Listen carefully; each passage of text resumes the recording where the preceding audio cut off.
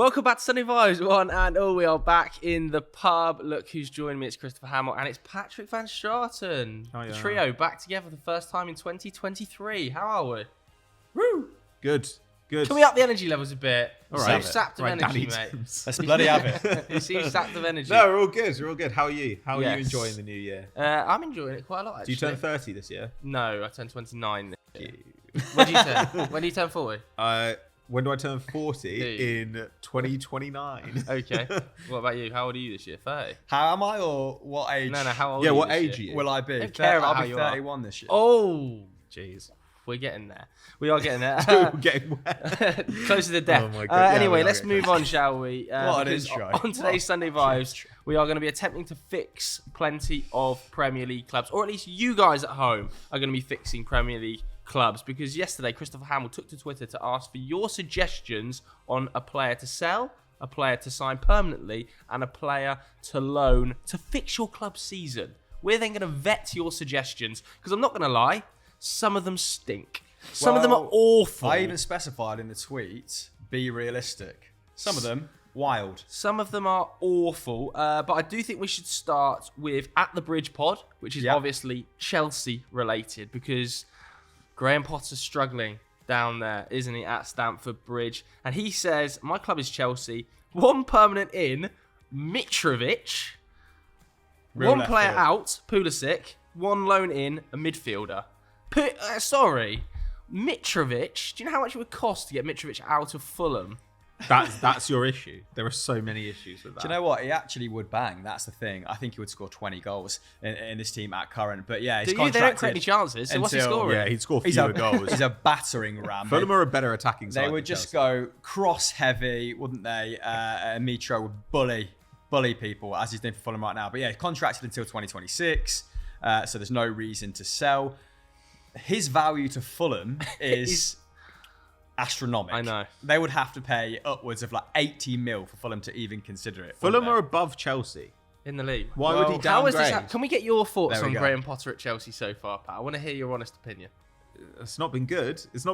I mean, look, I think that you've got to give Potter some time, because I seem to recall that in that first season at Brighton, there were a lot of people saying this hasn't worked out. Like he's not managed to get this team. He's trying to be over-ambitious with the style of football, and he should be a bit more pragmatic and get results on the board. And then it was the season after that results started coming, and it's taken a while for them to build up a particular style, which actually has then served De Zerbi well as well. So, giving him the benefit of the doubt, I think that we may be in 2023-24 before we start to see the best of Potter. However, this squad is good enough that he should be getting more of a tune out of it. He didn't bring, but he's got a player there who he made great use of last season in a highly specialised role, who now is getting dropped for an academy kid. In the game against City, it seemed, from what I saw, that he... I don't know, it felt like he went a bit too early with some of the academy guys coming on. It felt like making a bit of a point. Like when you're ending the game with, okay, he was forced into the Chukwuemeka one, but with Hall and Amari Hutchinson, like A triple sub from the academy is very Jose Mourinho when he wants financial backing in a window, isn't it? Yeah, and I don't think with Potter, maybe it's about financial backing as much, or at least he doesn't have that history that Mourinho has. But it's certainly about I'm not happy with the squad and players that I have. A bit of as arse senior covering, options. and that's his way of articulating it, because he's not someone that is like bombastic in the press, is he? But we saw this with Pep Guardiola's first season. Admittedly, they finished third. The struggle was not quite this real. 6 points from 8 games. Pochettino in his first season at Spurs, like I remember the defence being absolutely dreadful. But it's the attack Mason that's Bentaleb letting in midfield. Potter down, right? Like 11 teams in the league have more goals than Chelsea. They have 20 at the time of recording. 14 teams have more expected goals. So actually, the reality is being a little bit forgiving at the moment. And yeah, like you said, Fulham, 1.7 goals per 90. Chelsea, around 1.3. So 1.3 My worry is for them bad. is as well. Mitro would be leaving a better attacking side. The worry for them is as well, in the attacking areas, it looked like Raheem Sterling pulled his hamstring yesterday. So that could be you got Aubameyang. 4-6 weeks out. You got Aubameyang, and he's going to cook. I've been reliably informed that he's going to cook. Pulisic looked like he injured his knee. I don't know whether he did his meniscus or what he did there, but it didn't look great. Chukwuemeka was great when he came on down the left. I mean, not quite great. Great given the context. Tough to rely on him. And he's a teenager. It's tough to rely on him. It's a difficult situation for Potter to fix. Like, there is no obvious, immediate, overnight, okay, this will work, especially with Reece James injured. It feels like when Reece James comes back, that does solve quite a number of problems. But even then, the goals, I just don't see them in the squad. No. And I mean, to me, the Mitrovic thing, that's what happens when you, for a while, you felt like you needed a proper striker and you've never got them. It's the same way that in the mid kind of 2010s, Arsenal fans every season were like, Yanam Villa, he's going to come here. Next season, it was gone along. Season after that, it was like, maybe Fellaini could do a job at DM. Like, it was like every year, Arsenal would find like just a new guy and be like, we need ADM, get anyone in with a pair of legs. This is Andy Carroll to Liverpool. This suggestion. No, it is. That made way more sense. Panic stations, bring me a number 9 in form right now that is a bully. Yeah. Do you think he's going to be safe, Potter? Because like I know the board are definitely going to back him, and they've given him the long-term contract, they've given the infrastructure, and Bowley has built this for Potter at the moment. But there is already like when I put out the tweet about when he's talk, there's already 10 replies from Chelsea fans. Yeah, but those are the most insane people. Yeah. Let's be honest. Those Revel are football in this Twitter. reactionary bullshit.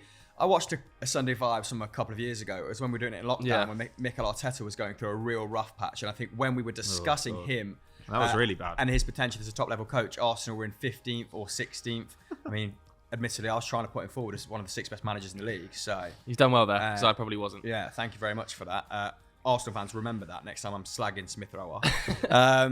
So this is a path well trodden for coaches who go to a top-level club and really try and gut out the existing culture and overturn the personnel en masse. So I kind of expected a rough patch. Admittedly, I didn't expect them to be as inept in games as they have been in a few. Like in the second half against Bournemouth, when Reece James came off, I was like, oh my God. Reece they James are is totally so key, reliant on a right back. I think Bournemouth had 8 shots without Reece James on the pitch as well, and like 0 when he was. So it's not just from an attacking standpoint, not just from a chance creation standpoint, but like defensively as well. Shores up a whole flank by himself, doesn't it? He should be doing better, but he will do better. They've got to stick with it. If he makes it to the summer, if it doesn't become so poisonous in the stadium that they have to get rid of him, I think he'll be fine. Yeah, they've just got to get to the summer. Yeah. And then he can reshape the squad a little bit and he'll get a full summer to actually work with these guys tactically. Because it has been a rough period to take over. Like, you come in for a manager who won the Champions League, bunch of horrific injuries, like your key attacking midfielder out of form. Like, then it goes into the World Cup and the season just chugs on. It's incredibly congested. It's so hard to get a moment to actually work with these guys and get them playing the football that you want to play. And let's be honest, Potter's system does not seem to be particularly straightforward. So if they get to the summer, I think they'll be fine. But it is very funny at the moment. I would have liked them to have done something against City. But I've got to say, when we played Chelsea at Stamford Bridge, you're like, oh, Chelsea at Stamford Bridge, it's going to be a tough game. They just didn't lay a glove on us. We rolled them over in that game. William Saliba was dribbling past people. I think he got lost in last night's game a little bit, actually, against City, that for 10, 20-minute periods, they were pretty good. Last 20 minutes, I think there was a 20-minute period in the first half where... I thought they were better team in the first half. Yeah, you could see like... I don't know, bits of Potter ball coming through, let's say. There was decent circulation. They worked their way up the pitch pretty quickly. Admittedly, every time Kai Havertz got in a promising position, the ball went back and it just took the sting out of everything. The chemistry of that forward line does need addressing big time. Obviously, your man here at the Bridge Pod is getting rid of Pulisic as well.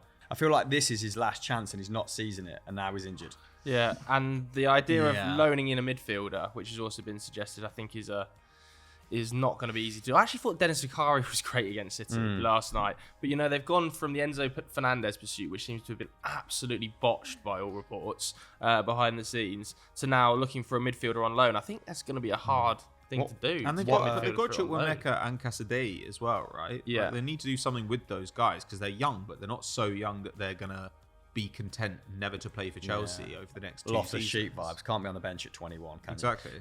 What... You said they botched the move. What have you read? Well, I've read a few things about, they went in with one offer and then that offer was pushed back at about like 90 million euros or 85 million euros or something like that. And then they said they would pay installments. Then they delayed, and then obviously they've had Roger Schmidt, haven't they, over the last couple of days, come out and say like it's been disgraceful treatment of Enzo, who's like they've like teed him up to join, and then they haven't followed through on their promises and stuff like that. So I think that has not gone well. They've upset Benfica.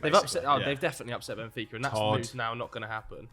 Which means they are going to face increased competition from him in the summer. You'd think, when teams are more willing to pay 100+ million euros for a player like that. But he won't solve all their midfield issues. You know, Kante and Jorginho out of contract in the summer. Kovacic is injured at least 50% of the time. He was great in the first half. Chukwuemeka is like young still. Ruben Loftus-Cheek probably is needing to be moved on at this stage.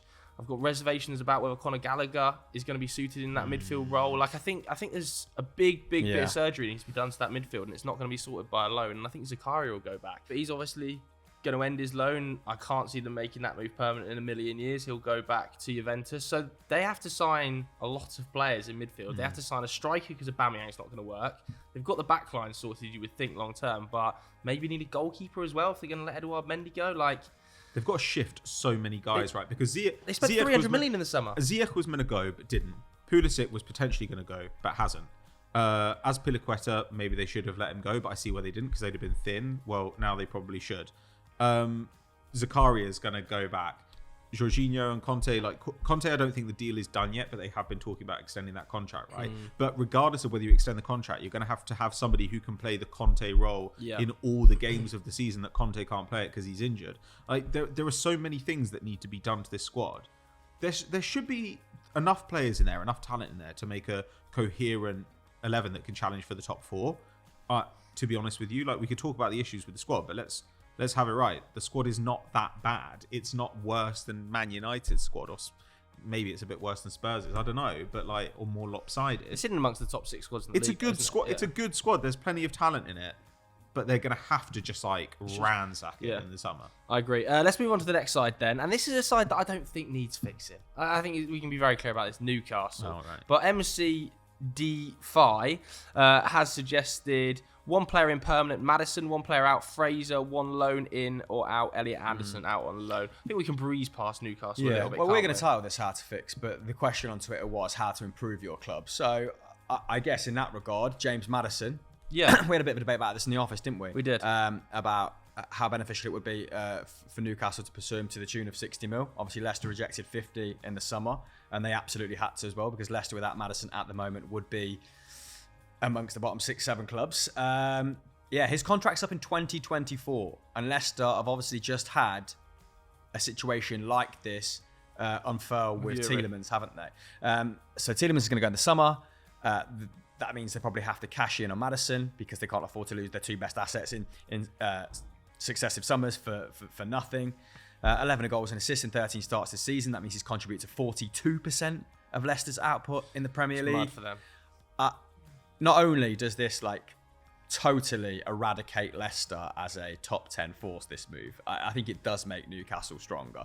He doesn't have an obvious home in that side at the moment because Almiron is playing so well on the right, but I do think Almiron's form, I don't think he'll be able to sustain this superhuman form, basically. And James Maddison, a much more well-rounded player. I do think he could play instead of Longstaff, maybe, if Bruno was a bit more defensively minded in the midfield 3 against sides. Is this in the summer, though, not in January? Yeah, in the summer, against sides that they could dominate. I wouldn't put James Maddison in the midfield 3 against a top 4, top 5 side if you were Newcastle, because you expect to have less the ball anyway. Even though he historically has done a decent amount of defensive work, this season, not so much. Mainly that's maybe because that's with injuries in mind. Maybe Brendan Rodgers told him to take it a little bit easy. But I think this would be a really smart move for them come the summer. There have been whispers of a January move. I'm sure that's why MC has said it. But I think it makes an awful lot of sense. I think he's a great in-between signing before they go for bona fide superstars. It's a lot like Isak, isn't it? Yeah, I think you probably get him for a bit. But he's got better pedigree than shorter Isak. fee than expected if he's only got 1 year left in his contract. It looks like they're focusing their efforts on the midfield, right? Because there are rumours as well that they want a 6, which would be Bruno kind of permanently becoming an 8. But Bruno's passing into the penalty area so much at the moment that in a way it kind of obviates the need for a real 10, and you can focus on those deep areas. But that's really the question, what is this balance going to be? who's going to drop out of it? Is Joel Linton going to drop out of it? Are we not going to play Willock anymore? Yeah. But even these guys kind of get rotated. It feels like they could do with another quality winger in the long term, because against Arsenal, for instance, the other night, they're extremely impressive defensively, but they didn't create anything at all going forward. And there's no shame doing that, because you're away against like the best defensive side in the league at the moment in Arsenal. But it kind of felt like, oh well, we would like to bring on Sam Maximan, but if we don't have the option to do that, they don't really have another kind of game-breaking creative talent. Kind of one thing I noticed as well, his reluctance to bring St. Maximin on before the 86th minute when the game was sort of petering. Joe Willock had no legs when he came on. Yeah.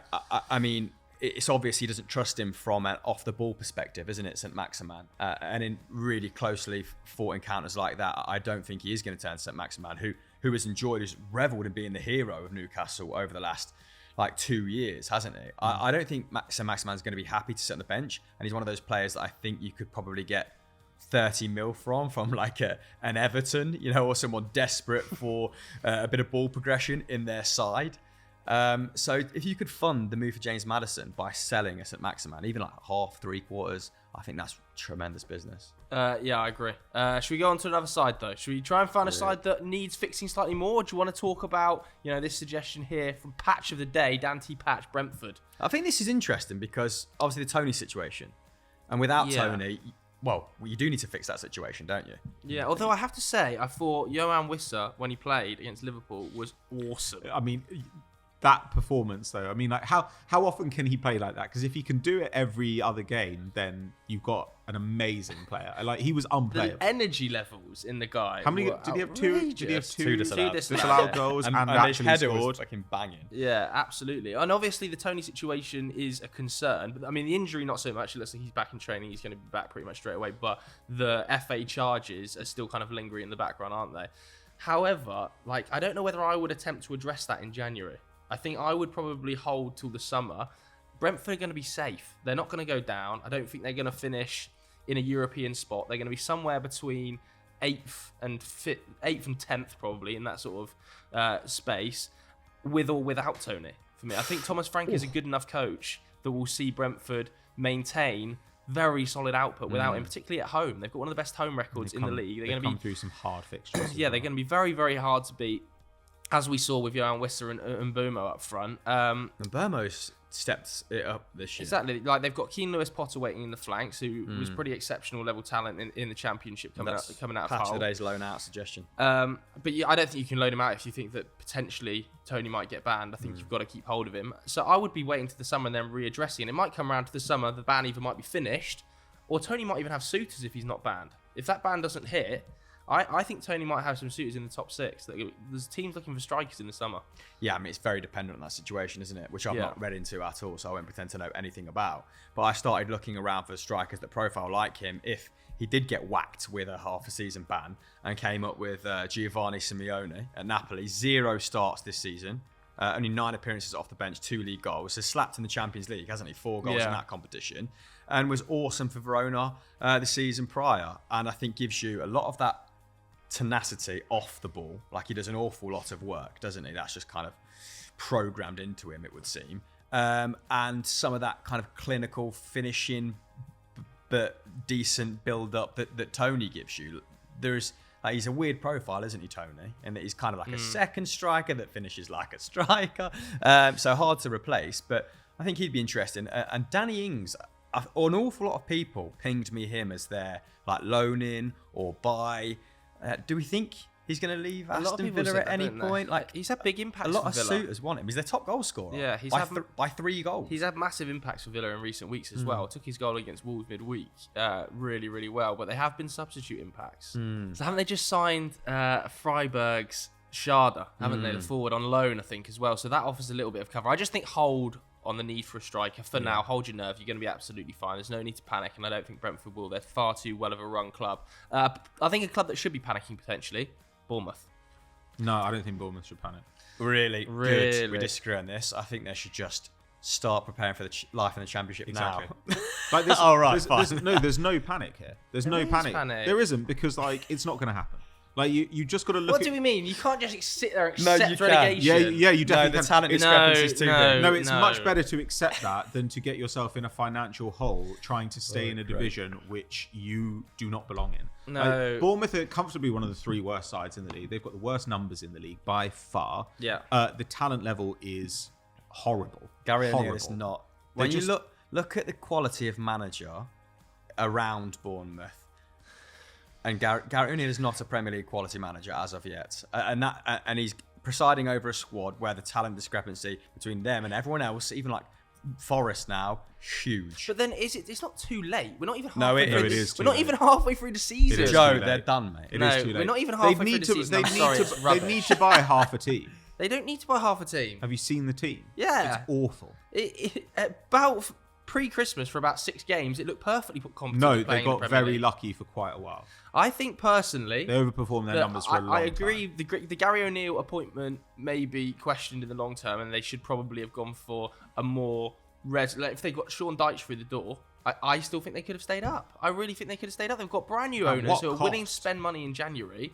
It's better to stay in the league and fight for a position in the league financially Yeah. than it is to go I mean, down. it's worth, in support of his argument, Bill Foley's taken over. He's worth, what, 1.2 billion? so much money. They've had Michael B. Jordan That's at 10 not that- games recently. That's not that much to like fund a Premier League side. Yeah, but they've got, I suppose the money might be there Sure. to support the manager try. in the winter Should- window can't give up. to a No, I degree where we didn't think it happened. Like, apparently they've made inquiries about Weston McKennie from Juve. come on. And Juve have been like, you can have him for 35 mil. Imagine don't Weston do that. McKennie, well, Don't do that. that's no one wins in that situation. Yeah, I think you've got to. I understand signing some players, but you've got to sign players with the realistic understanding that you're probably going to go down, because the only way you can make relegation worse is by getting relegated with a squad that you can't afford.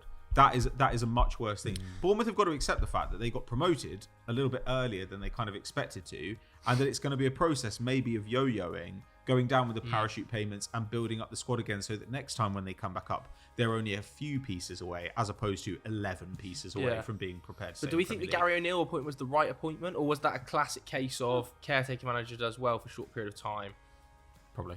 and then they give Yeah, it to well, him? we're you have only gone- going to do him a would you have gone disservice for here Bielsa? because we don't know anything about him. Like, there's nothing to go off, like, in terms But of they were in jobs he's talks done with prior. Bielsa, weren't they? They were very, very close to agreeing a deal Can to you get hire for him. Bielsa mid-season? That is a big ask.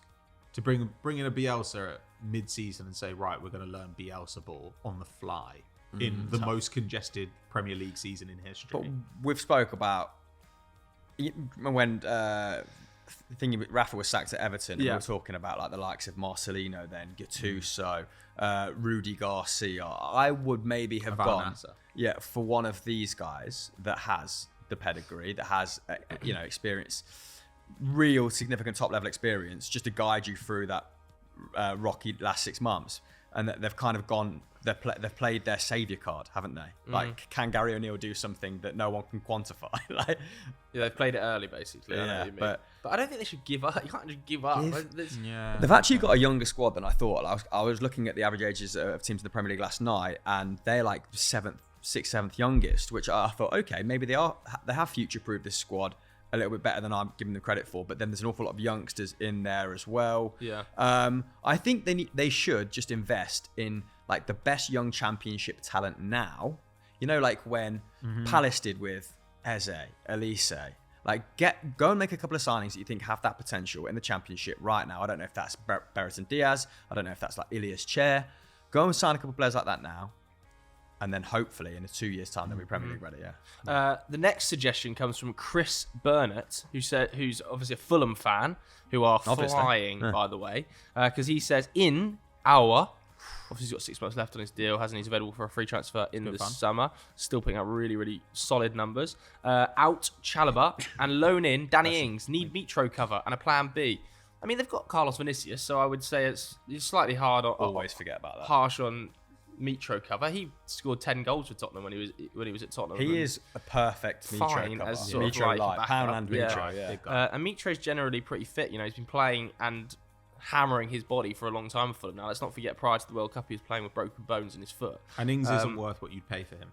So The I fee that agree. Villa would extract for a player of his age and of his history, not worth it. Yeah, so I don't think they need a backup to Mitro when they've got Carlos Vinicius on the books, personally. They could do with a goal-scoring wide guy, though. Like the great thing about getting...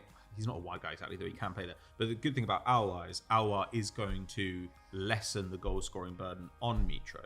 Because who's the second top scorer in the squad? Dick Odover-Reid with about 4? Like, they need somebody else. They're actually very similar to Spurs, where Spurs have Kane on 15. The next top scorer after him is on 4.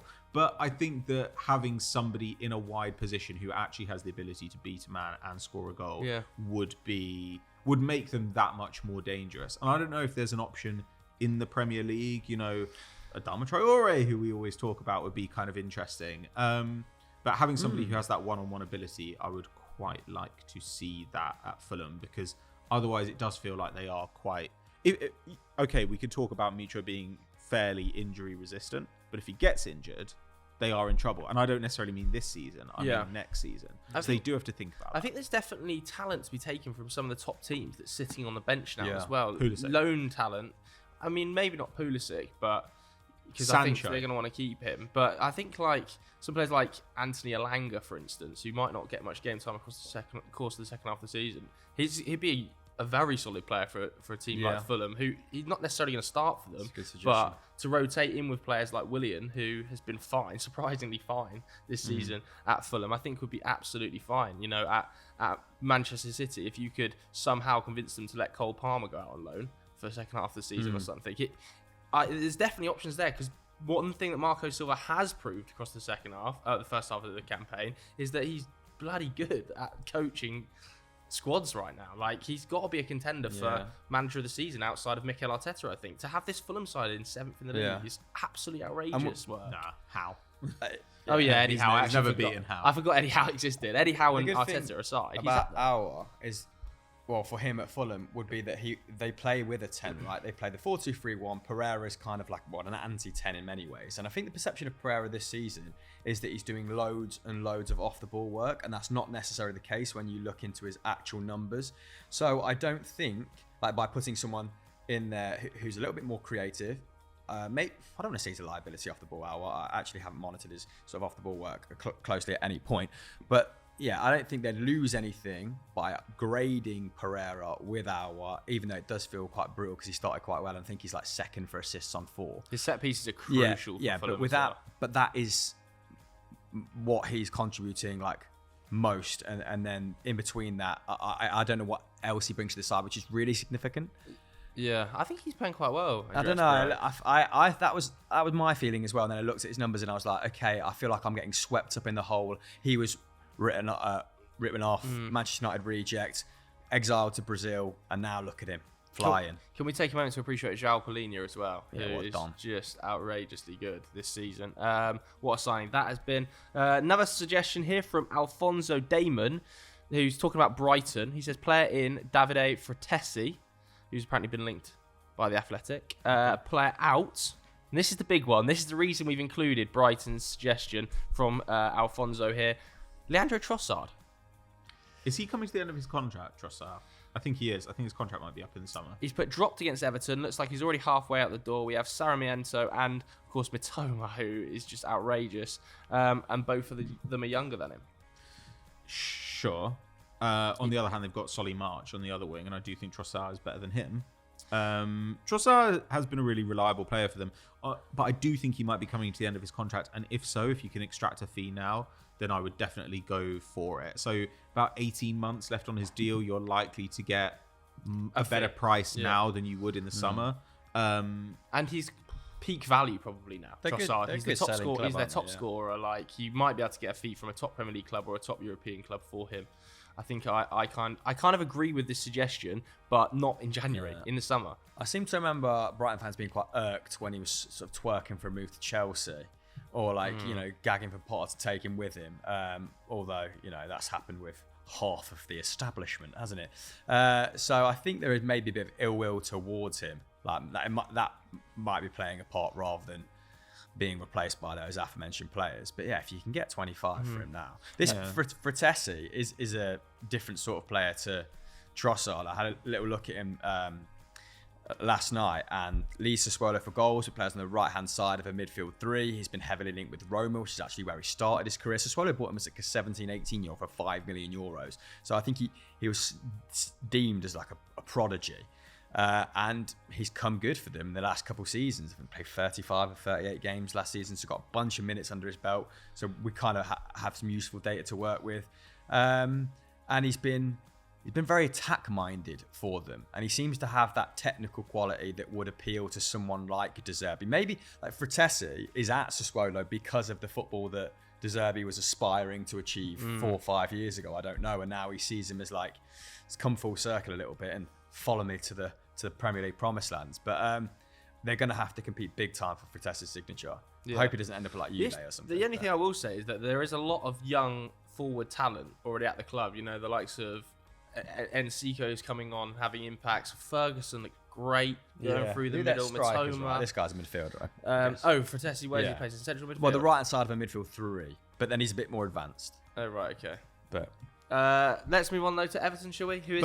But just to finish with Brighton are a team who will produce somebody out of nowhere, and they'll probably be really interesting. Either like if you look at the Belgian league right now, which is somewhere they've historically shopped, you've got guys like Noah Lang or Josef Pencil, who's having a really good season. I wouldn't be surprised to see them pluck somebody out of a league like that, or I would really like to see somebody get Tete out of Lyon, who looks like such an exciting player. I mean, has pretty much every number that you would want to see, and he's yet to turn 23. Yeah. So that's why ours not playing really, isn't it? It can be on one wing, Tete on the other. He's just been outrageous. I mean, some of the guys that they've brought through in the last, Malagusto as well should be somebody that everybody's trying to buy right now. So I'm intrigued to see who Brighton buy, because I feel like whoever they get will be somebody totally new to me. Let's move on to a club that does need fixing, though. We've done some clubs that do, some clubs that don't necessarily, but all suggestions from you guys at home. This one definitely does. Matthew Hamilton. My club is Everton. Sorry.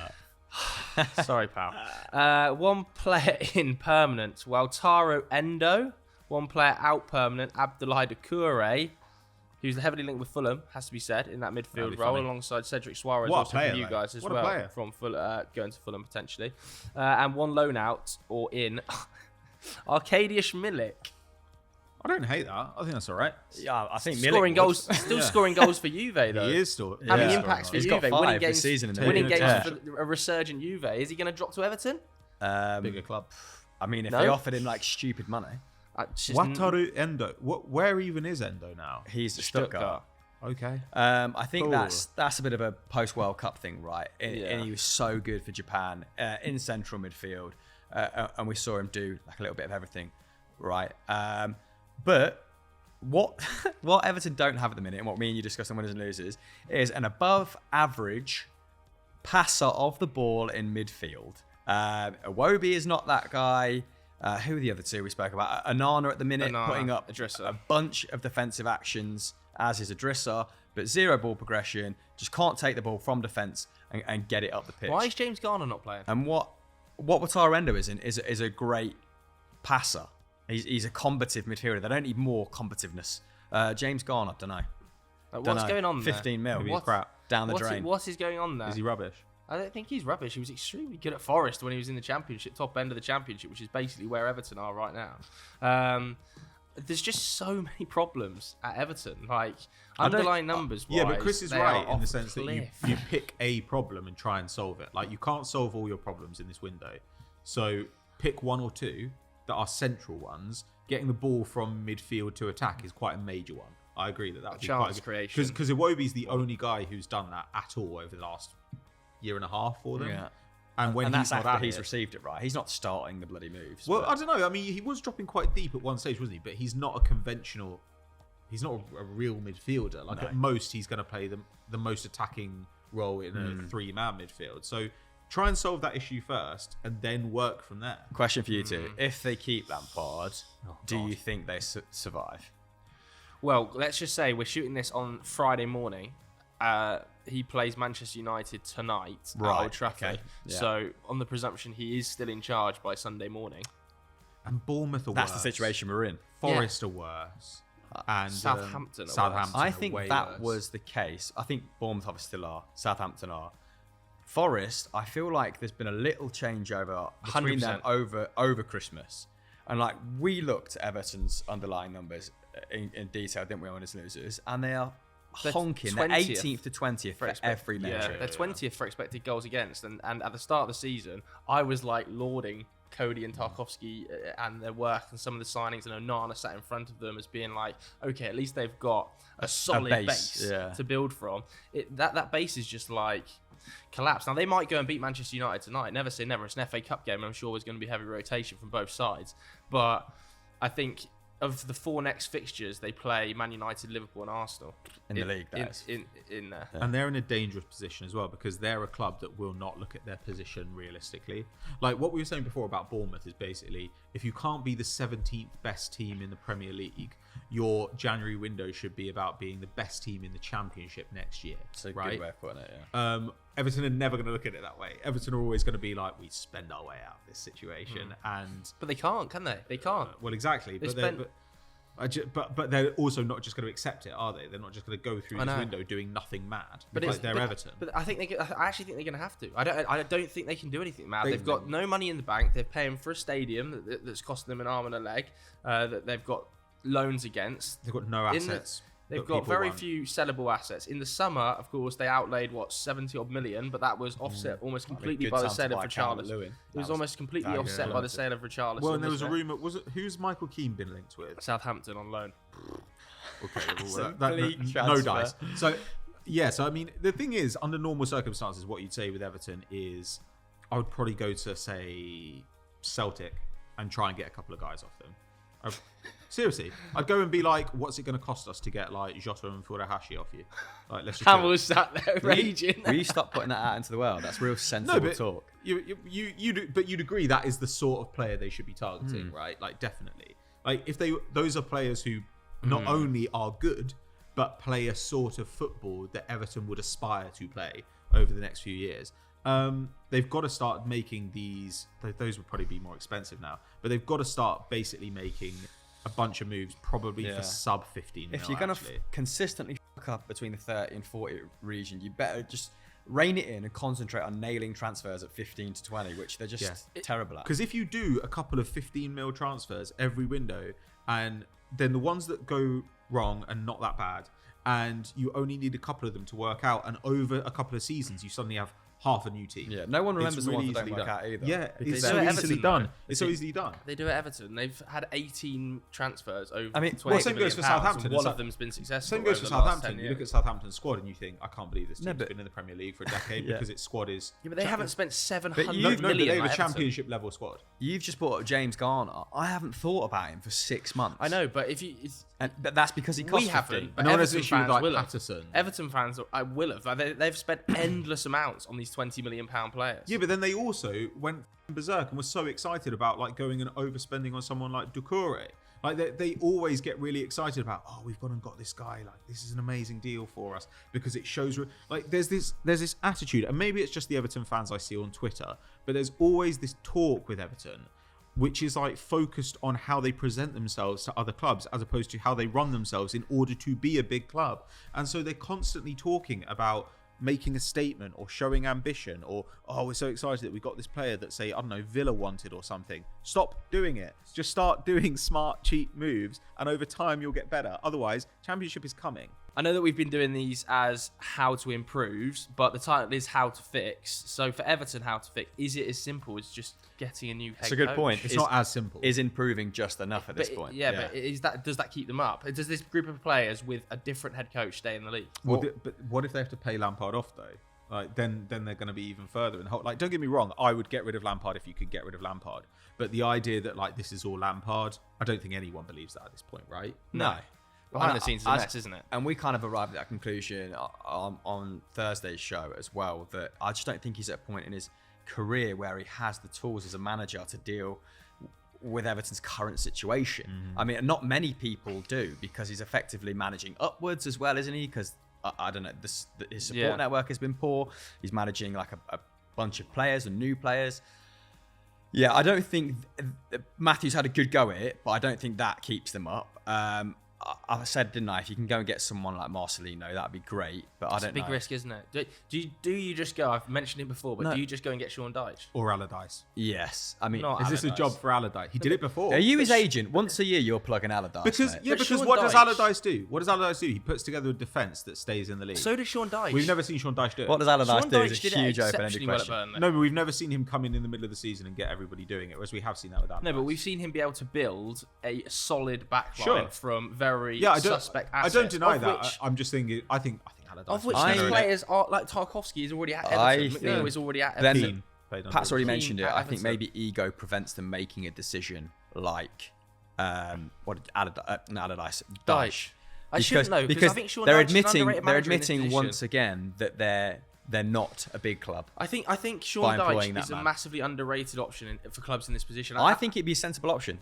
He's better than Lampard. It's the Even same for just- Southampton. Even I just a wouldn't- 6-month deal with an option to extend. Like Sean Dyche is sitting on his arse doing nothing. Allardyce is as well. Like get one of these guys in and say like, Not "Hey, Allardyce. maybe we give you another year. No one is more of a risk than keeping someone at the helm whose numbers are already relegation fodder. Yeah. I think like Dyche. Like what's the risk that it doesn't work? It's already That it not continues working. not to work. Yeah. Your goal here as well is not to be good. Your goal here is to be better than Southampton, Bournemouth, and somebody else. Yeah. That's actually not that bad a task. I think quite a lot of managers could maybe do that. I'm going to just quickly move on to a club you've mentioned there, Southampton, because I think while we're in the topic of sort of head coaches and struggling squads, we have to talk about Southampton, whose squad on paper has It's shocking. problems all over the park. It's and shocking. as we said, just don't get rid of Hasenhüttl in that position, and they've got rid of Hasenhüttl. I actually feel really sorry for Nathan Jones already. Like I feel like the impact he was meant to be able to have is that all of the air has already been sucked out of it. Like Southampton fans are already up in arms about him, and we're 4 games in, like he's just been thrown under a bus, in my opinion. But Nathan maybe they Jones. do. But maybe they do have a plan for this window. That's the one thing. I mean, like what they have done is sign some interesting young players, right? So they've got Bella Kotchap and Lavia. That they have gone out and got these young players who look promising. But I think there's a difference between looking promising and being a good Premier League player. And right now, that squad it looks like a championship squad. I mean, I know I bang on about this a lot, but it is kind of a disgrace that the squad has got to the point that it is. When I see their lineup for a match, I cannot believe how bad it is. I cannot believe the lack of talent in it. And there are guys who are interesting prospects, but as a team right now in absolute quality, it's so bad. And so what I hope is that they've got a plan for this window that will help Nathan Jones play the football that he wants to play and also help the team improve. But my concern is that they basically misdiagnosed the situation and said, I think the issue here is Hasenhüttl. And if they did that, then not only might they go down, but they deserve to go down because that is a fantastically stupid reading. My biggest concern is that they've appointed Nathan Jones prior to the World Cup. He's had 5 to 6 weeks of working with this side solidly of a group of players that not many of them went to the World Cup. And they still don't have a set formation. There's still a different 11 being put out every time. It doesn't look like anybody knows what they're doing out there. That is a massive concern. Yeah. You know, at the start of the season, like I didn't mind their summer. I thought they made some really interesting acquisitions that were, in my mind, more first team ready than they have proved to be. But only when you matched their qualities or potential up with Hasenhüttl's credentials as a manager. Yeah. Like to give those young prospects, like they had to exceed expectations in order to keep Southampton in the division, but to give them to Nathan Jones, who traditionally in the Championship has opted for older players, more experienced players who play a more pragmatic style of football, right? It feels like they have not married up the strength of the manager and the strength of the squad all that well, and those things need to marry up to keep this club in the Premier League. Yeah, I mean, his suggestion here, Jamie Walker's, is Benjamin Beauregard in. I think he's Beauregard spelled it wrong. Adam Armstrong out, loaning Cole Palmer, Chukwuemeka. I don't think you're going to be able to get Chukwuemeka out of Chelsea, that's for sure. It looks like they have signed Orsic today. I don't mind that. I think they paid like 6 mil. Yeah, for 6 he million, is 30, yeah. but they paid like 6 mil for him, and he has shown that he can make a difference. Yeah. But that's exactly what they should do. Like this is a club who should go out and try and say to Alwar, please come. And if it doesn't work out, like, we will let you leave for a pittance. But like, they need a difference-making player like that. They need one or two guys to drag them through in the way that Sam Maximan was dragging Newcastle through when they were crap. They need one or two guys who could do it, because otherwise their guys who they asked to do it are Ward Prowse and Che Adams. They need somebody to put the ball in the net, man. They have to get somebody to put the ball in the net. Like, at least at the back, you're thinking, okay, Bella Kotchap and Salisu might be able to get us through. Yeah. And in the midfield, James Ward-Prowse and Lavia might be able to get us through. But in the forward areas, it's like, I can't see a goal in any of the games when I see the starting lineup. The Armstrongs. Che Adams. They run out. El Yunusi. Yeah, Gineppo. Like, Sekou Mara. They're always just running out a bunch of guys who you're like, Are you still here? I have zero fear. Who were good players at one point, but there's just not been that, like, they should have been phased out maybe a couple of years ago or graded. Like, Well, at least they're all young. there's no, like, no, some of the other, like, El Yunusi, Armstrong, like some, I mean, Adam Armstrong hasn't worked at all. Has No, he? given that his expected goals in the Championship was off the charts. They're just- He's outperforming Ivan Toney. He's still taking a lot of shots, but They it's- just, they stopped. can't. If you're a shot-taking striker who can't create something out of nothing, and you go to Southampton where there's zero service, the only service you get are crosses and set pieces, then you're in trouble. Orsic is a good start though. Yeah, I like and Orsic. I think that's the sort of signing Everton should be making, and there's only going to be 4 or 5 of them, like, on the market. bargain transfers that will have an impact in your first 11 at Premier League level in this winter market. And Southampton have got one, so it's a good start. All right, let's carry on with some of these sides then. The next one from Ollie Carden. He's suggesting Tottenham. Now, this is potentially a club that needs fixing, not just improving, although they did have a thumping win against Crystal Palace at Selhurst midweek, didn't they? How bad was the first half though? Almost. I didn't watch it, I was playing unwatchable. fives. I don't know. It almost cleaned the kitchen floor instead. Or Standard Tottenham. I mean, they have, prior to that game, gone behind 1-0 in 10 consecutive matches, hadn't they? They're going to need a performance against Arsenal. They really are. Like, I don't think that Palace result is going to keep them going for too long right now. Yeah, I mean, that is a massive game, that North London derby, from so many perspectives, isn't it? But he has Weirdly, suggested... not from the rivalry perspective. No, like, from a top 4 and a title, like from separate projects. entities, yeah. He suggested Marcus Thuram in on a permanent. Another one of those transfers we were just talking about. If you can get him for 8 to 10. Emerson Royale out on a permanent. I think that's Tottenham fans' agenda creeping in there a little bit, given that he does play most games under Antonio Conte and the head coach bloody loves him. And then one loan in or out, Lovro Maya in. Is Maya going on loan? I'm not sure that's what they need. Like, I think they need more of a passer in midfield. Again, they've got a load of guys who are pretty decent passers and really good defenders. But what they haven't got is a real defence splitter in that deep role at the moment. And when Kulusevski is not on the pitch for them, they look like they can't do anything. I don't get it. There was I don't have massive problems with this squad. in central midfield I do, and that was like against.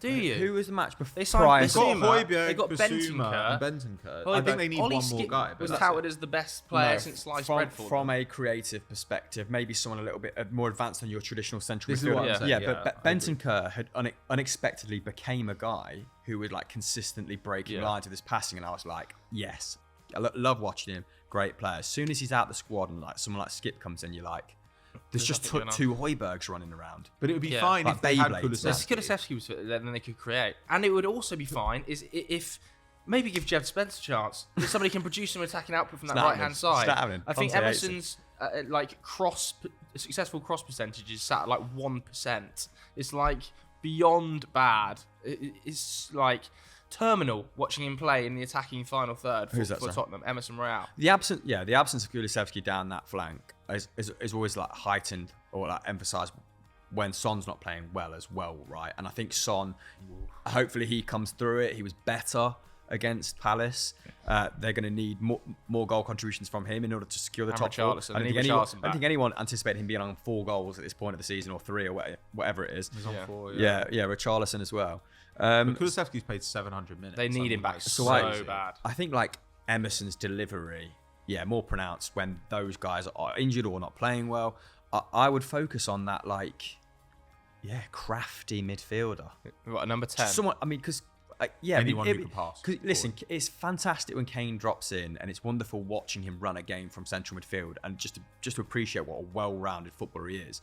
But wouldn't it also be nice if he was just in the box? Yeah.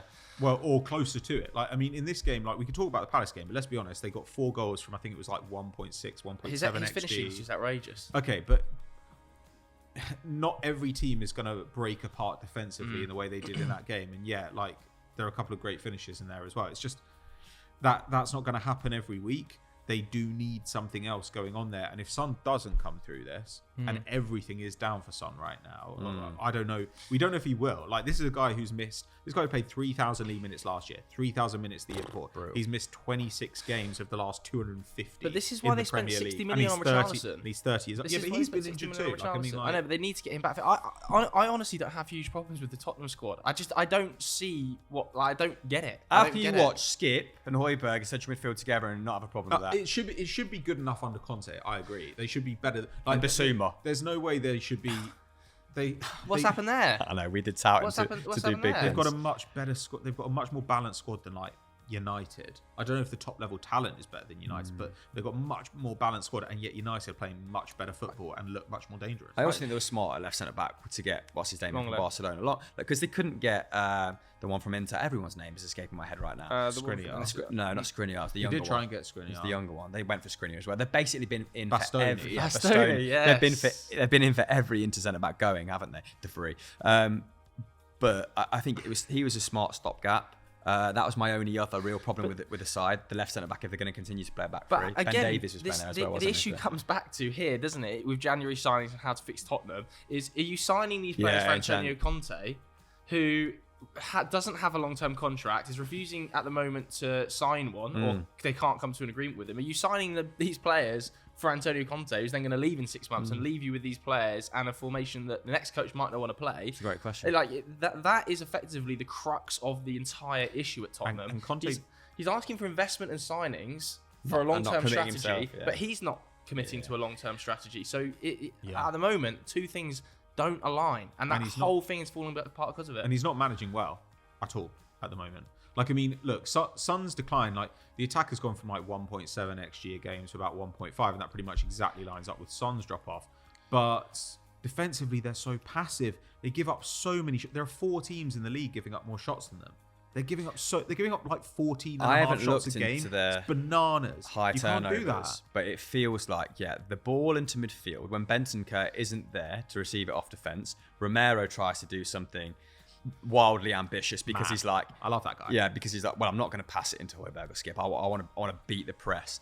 And when like Sanchez is in defence, or Eric Dyer decides that he's going to try a crossfield ball, it does feel like they're giving up cheap possession, which in a Conte system, like, it just keeps coming back and back and back, doesn't it? And you just watch them. Sometimes I just watch them. You turn it on and you're like, oh, the opponents have the ball in Spurs half, and Spurs have every player behind the ball. Like, in general, opponents take more touches in Spurs final third than Spurs take in their opponent's final third across the course of this season. They have a middling defensive line. It's like exactly where their defensive line is on average as high as West Ham's.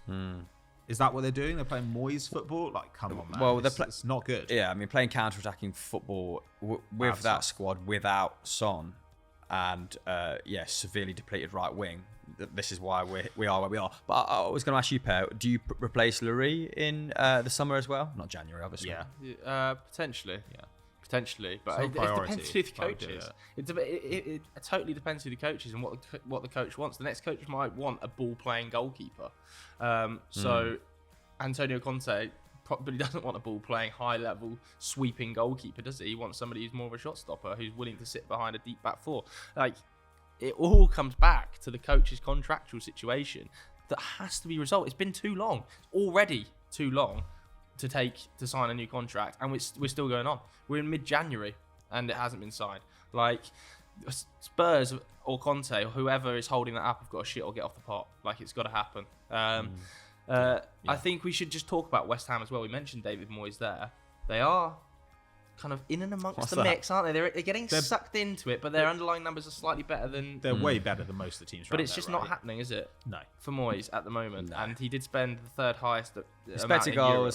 goals against, all put in mid-table, and I don't think we even have this conversation if they're just in mid-table. But that's a problem. The defence is I think actually mid-table pretty would have been good. a problem for them. They were pushing for. They were back-to-back European football spots, weren't they?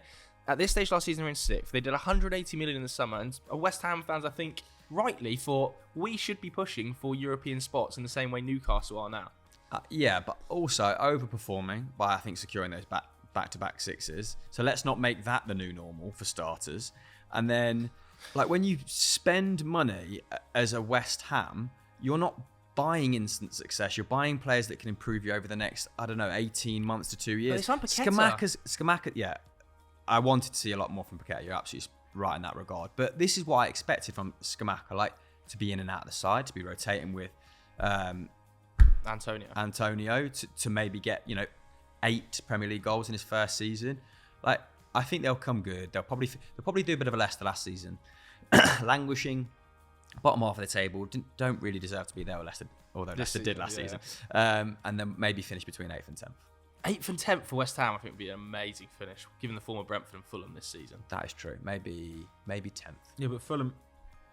It feels like gravity's And Villa always have there got for Emery Fulham. through the door. Yeah, And it's just that Wolves a lot Lopetegi. of West Ham's numbers talent are there. in the 9th to 10th region, and like over the course of a season, it generally balances out. So yeah, no, but you're right, maybe 10th. They have the best squad of those teams. I'm going to fire off some clubs and some suggestions these people have got, rather than Right. doing quick fire questions. Alright, Let's right, just right, bang right, out some right, of come these on. sides. Jebanelli, who is an Arsenal fan, You don't questionable say. name, says to improve Arsenal in Mudryk. Pat? It's all right. I think at the price quoted, it's ridiculous. Arsenal play most of their football in the final third. They pin teams in. Mudryk is a player who we've seen play his best football doing the opposite. I really like the player. I would like to see him come. I would not spend that much for him.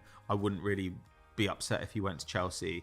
I would probably look for much more of a passing kind of intricate football type winger. Or if you want to go for a cheaper option, like one of the guys I was talking about before, like Jota from Celtic, someone like that. You want somebody who's got that ability in the final third.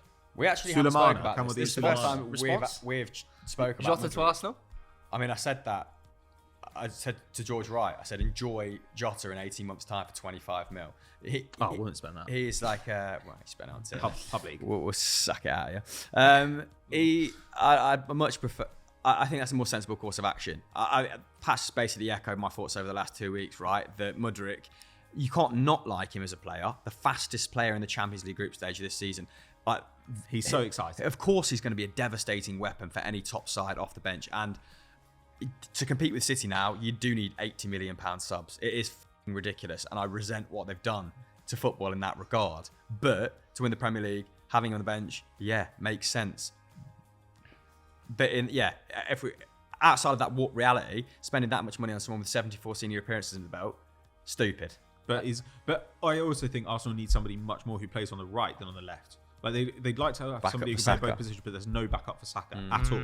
Reece So Nelson can play on the right, but but he's his injured. hamstring's gone. He's hasn't it? injured, yeah. I mean, and even still, like, yes, he had one good performance this season, but he hasn't played for us very much.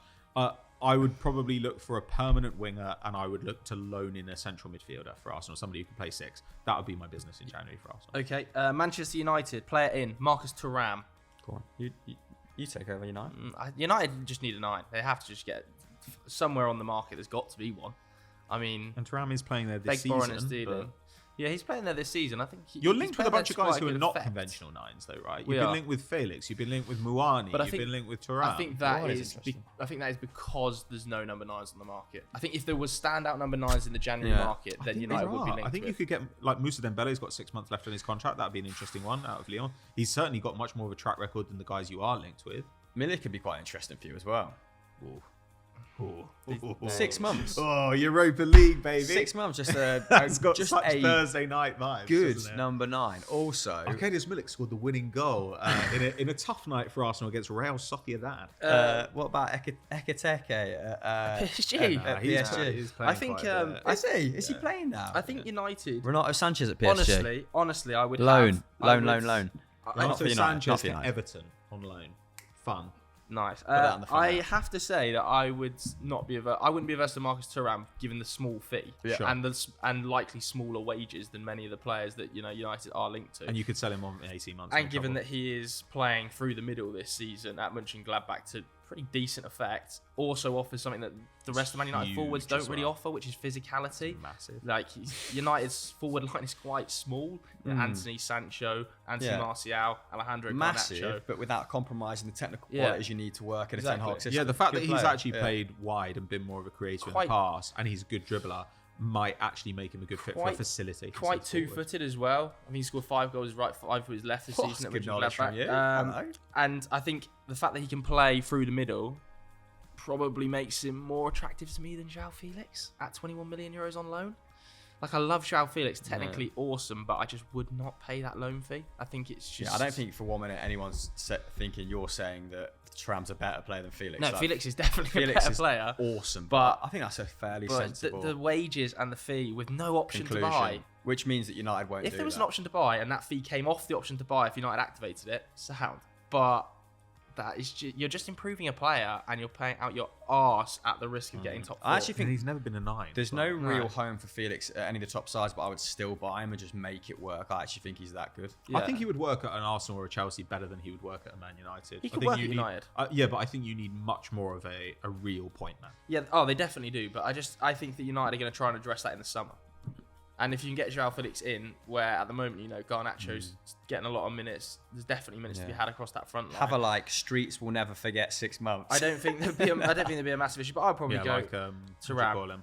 Ben Arthur probably. I don't know. No, the guy that you Christophe signed Dugarry. from China, who formerly played for Watford. Gala. Odion Igala, respect Odion. Respect Odion. Do you remember that Europa League goal he scored? No, I don't. Gosh. Don't. Second top scorer in Saudi Arabia this season, so... Yeah. Not for long. No, not for long. Let's do Forest finally then, before we wrap up. Because are you saying you're maybe not as hot on Forest? I think Forest have actually improved quite a lot recently. I feel like all season, all summer, all season, everyone's been like, Forest are going to be good. Forest are going to make you eat your words, and they've been dog the entire time. Like now, maybe they have turned a corner. Like Little bit. I haven't watched a great deal of them. Like in the last 2 games, so They found a so it is formation possible, that and works. it is possible that we did say, didn't we, that when they gave Steve Cooper that new deal, we were like, get to Christmas, Yeah. have the break while everyone's at the World Cup. Though probably more of their players went to the World Cup than other teams in the relegation battle, and see what you can do. But if they found that, then great, because they've still got so much more talent than everyone around them. And he's found an interesting little system with no 9, playing Awoniyi and Brennan Johnson as split strikers, and then Morgan Gibbs White as like a false 9. Awoniyi's been good as well. Yeah. Gibbs White was Awoniyi's- hot against Chelsea. And Awoniyi is an absolute nightmare to play against. Like he was He's like Darwin ragdolling Núñez. people. Yeah, he is actually. And He's got insane. Well, he's got insane XG. But he's not scoring. then a much more like defensive midfield three of like Yates, Mangala, and Freuler. Like it's much more like solid. He's just gone for a bit of solidity and then like Yeah. some X factor up front. I And liked- it's really working. And Mangala was injured at the start of the season, I think, a little bit in and out the side. I like him. And Niakate Nikita, yeah. in defence, I thought he made a good start to the season. Then Bolly's was been injured great as well. recently So too. they got some decent players to return.